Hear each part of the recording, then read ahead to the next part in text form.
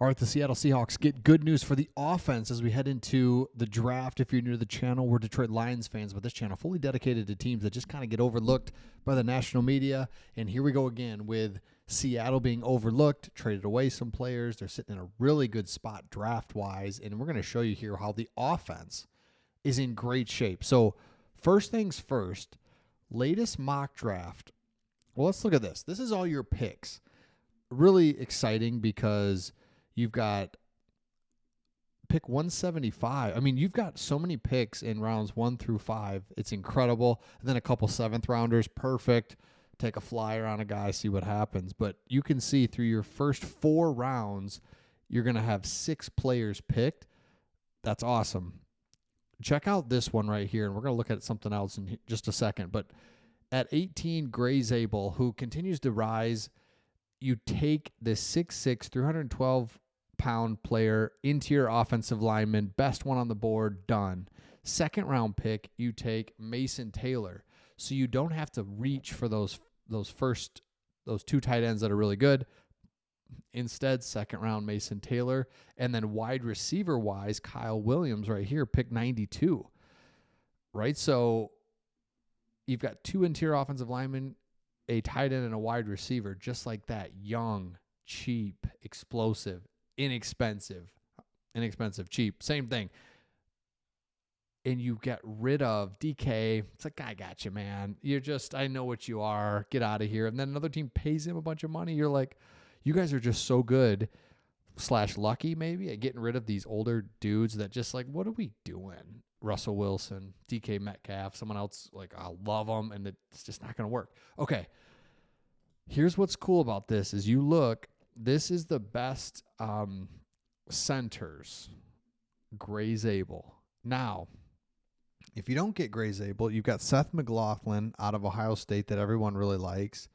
You've got Jackson Slater, Sacramento State, Josh Gray. There's some players here, right? 6'5", 299 is Josh Gray. Now, if I go over and look at guards, Tyler Booker is one that you could take. Kelvin Banks Jr., but even still, let's wait a little bit on these and grab a couple depth players or guys in the 5th round, 6th round. Like Wyatt Millum. I just like, you never know, right? These guys in the 5th round, boom, they're right in. Jalen Rivers. So here's what's cool, and this is why this is such good news for the offense. You can get into your offensive line early or late. Next thing is Daniel Jeremiah comes out and says that there are a couple players you've got to keep an eye on later in the draft.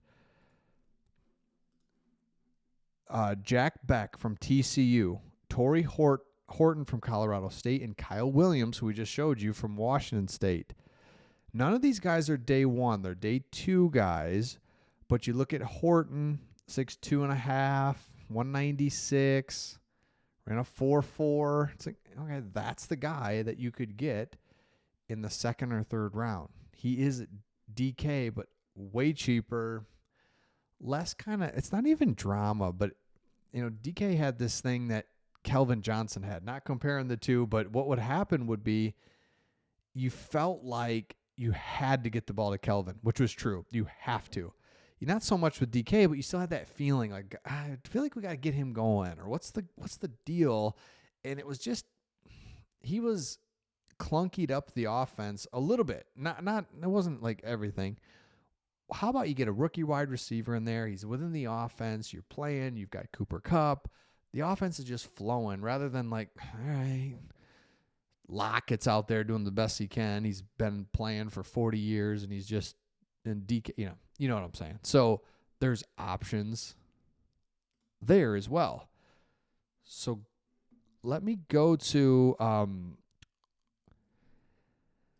tight ends and show you. So Tyler Warren, no question. He's ranked 8th in the top 100, and then right after him is Colston Loveland. So it's like, man, I wouldn't even worry about tight end early.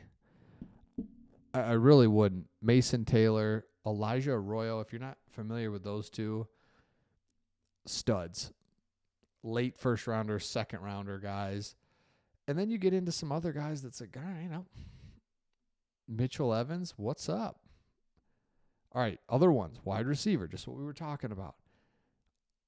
Emeka Ibuka, Jalen Nolan, like these are second round guys. Second round. Jalen Royals, second round. Trey Harris, Isaiah Bond, who just needs to catch the ball, be a little bit more reliable, and you pick him up in the third round. I mean, that's Tyler Lockett right there, and you're just like huge. So yeah, big time track star with big speed, but needs to prove that he's reliable. So again, if you are a Seattle Seahawks fan, you did, in my opinion, from an outsider's perspective, you did exactly what teams need to do. All right. For a couple of years here, we're sitting at 8, 9, 10 wins. Just hoping to get in the playoffs. Maybe we do. Maybe we don't. Just, okay. If we keep status quo, that's kind of where we're going to be. We bring DK back. It's like, no. Get a second round pick for him. Lock it. Love you. Everything you did. Got to go. Sign some guys. Get some picks in here. Let's switch it up rather than just try to go status quo. And I love that. And you see that in the NBA a lot where teams are just right in that trying to make it's like, then forget it. Just trying to make the playoffs each and every year, barely. You're in the play-in game if you're lucky. Otherwise, you just miss it. It's like, that's the worst. You want to be really bad. Give me some picks. Give me some assets, something to work with. And so to see the Seattle do that is really awesome. I root for Seattle ever since Russell Wilson left because I did not like Russell Wilson, and just because I think he's corny. I get it. I know, guys. It's your guy. It's your guy, and he was your guy when you guys were winning a lot.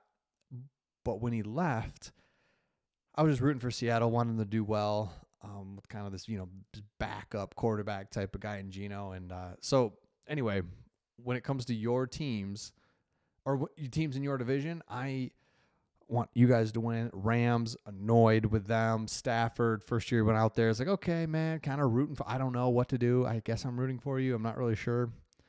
Since then, it's like, get this dude out of here. McVay. Are you kidding me? By the way, what team do you hate the most? What NFL team? Probably team in your division. Cowboys. That's an easy one. But what's like the one you hate? Huh. Never asked that on this channel. Niners, right? I guess was what you'll say. I hope you hate the Rams too, though. Just hate those guys. Oh, let me know your thoughts in the comments. Make sure you subscribe if you haven't. Draft's right around the corner, and we'll see all of you on the next one.